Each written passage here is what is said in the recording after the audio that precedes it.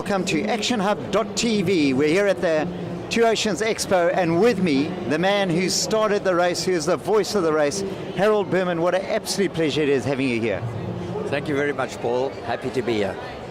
Now tell me, you've seen the race from every angle. Tell us about the early days. How many people actually started on the first Two Oceans? Well, it was way back in 1970 that a runner who came to Cape Town from Durban, an ultra-marathon freak by the name of Dave Fenter, said, guys, where are the long runs? What are you going to do about Comrades? We've got to organize a long-distance race so that the Cape Town runners can prepare for Comrades. And that's how it actually all started. It was a club affair, the Celtic Harriers Club, and there were 5 or 6 of us sitting around a table, and we thought, right, we're going to organize a long-distance race. Not everybody was very much in favor. Most of us were, but the big concern was, what about the cross-country event scheduled for that afternoon? Just in those early days, how did you manage to organize a race running around this peninsula? Well, in the early days, we didn't have to worry about closing off roads or anything like that.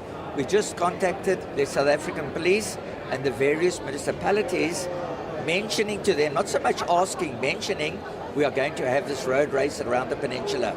So they were aware of it, and we didn't close any roads or stop any traffic in the very early days.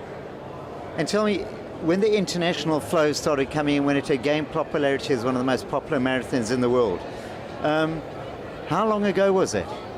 Well, funny enough, during the days of apartheid, in other words, between 1970 and 74, no people of color were allowed to enter or to run. 1975 was the first year that the authorities allowed people of color to run, and we actually had to receive a permit from the Department of Bantu Administration, and in that permit it said that there was to be no unnecessary mixing of the races, separate seating facilities, no dancing in the clubhouse that evening in case a white would dance with someone of the other color, and we would have to have, in those days, international representation. So 2 runners came down from Rhodesia. And Harold, I've got to ask you this. All of us would say Thompson Magawana, the greatest runner ever, he still holds the record.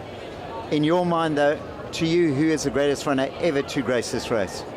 I think the greatest runner was Gabashian Vincent Rakabaeli. He was loved by the crowds, loved by the media, a fantastic fellow. Nothing wrong with Thompson Magawana, who won twice and also holds the course record. But Rakabaeli, I think, was the most popular winner in the early days. And of course, he was at the crossover time when apartheid was still there. So for him to be popular was an enormous thing, wasn't it? Enormous. He was the first black man to win an ultra marathon in South Africa, and that will always go down in history.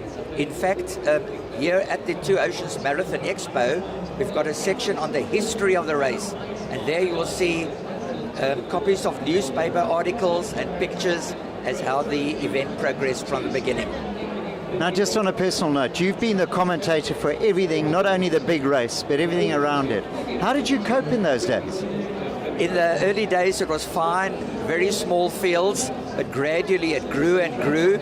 We've only had the half marathon now for 15 years, whereas the event itself this year is 43 years old.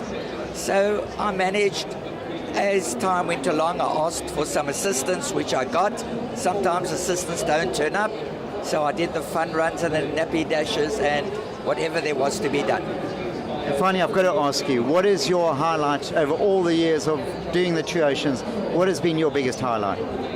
Well, that's a difficult one. Every year there are highlights, and to say which was the greatest, there are many highlights over the years.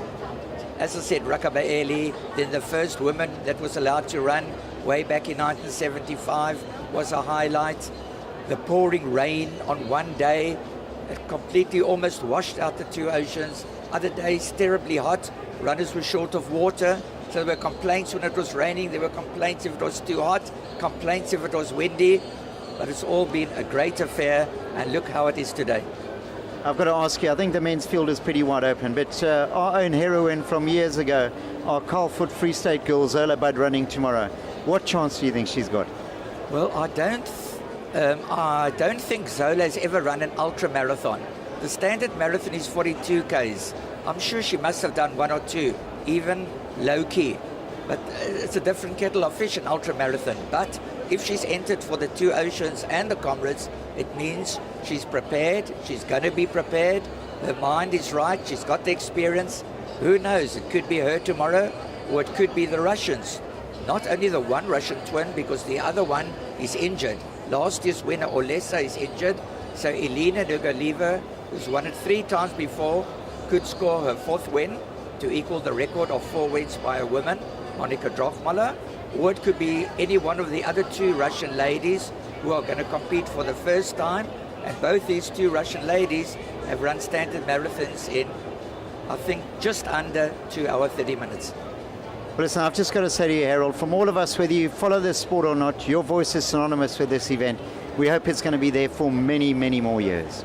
Thank you very much, Paul. All the best to you. Thank you.